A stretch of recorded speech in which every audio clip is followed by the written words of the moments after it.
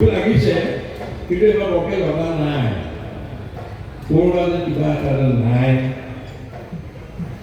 হ'লেও মানুহে পৰম্পৰা ৰক্ষা কৰি অসমীয়া জাতীয় উৎসৱ পালন কৰি আহি আছে বিভিন্ন জেগাত আৰু ডিব্ৰুগড়ত কেন্দ্ৰীয়ভাৱে ছাত্ৰ সন্থাই বহু বছৰ ধৰি এই বিহু ভাগ আয়োজন কৰি আছে আৰু ভাগ্য বুলি মই ভাবোঁ এখন মোৰ বিহু আমাৰ বিহু বুলিয়ে কওঁ এইবিলাকক চবকে মানে এনেকুৱা হৈ গ'ল ঘৰুৱা হ'ল তৈয়াৰ হৈ গ'ল চবকে তই বুলিয়ে মাতোঁ ৰাজাকতো তয়টো বুলি কথাই নাই তৈয়াৰ হৈ গ'ল কাৰোবাৰ কাৰোবাৰ ঘৰত মই চাহপাতো খাই ফুৰোগে এতিয়া এনেকুৱা হৈ গ'লগৈ এইখন বিহু হেৰিয়াত আজি ইয়াত ৰূপজ্যোতি হওক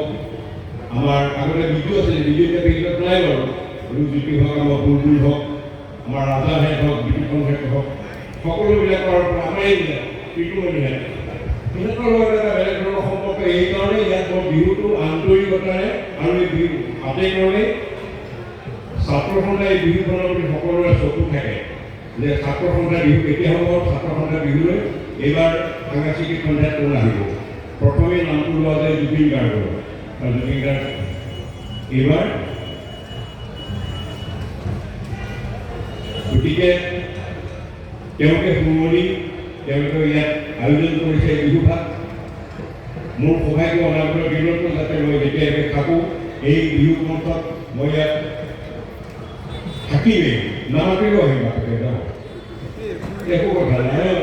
আহিম গতিকে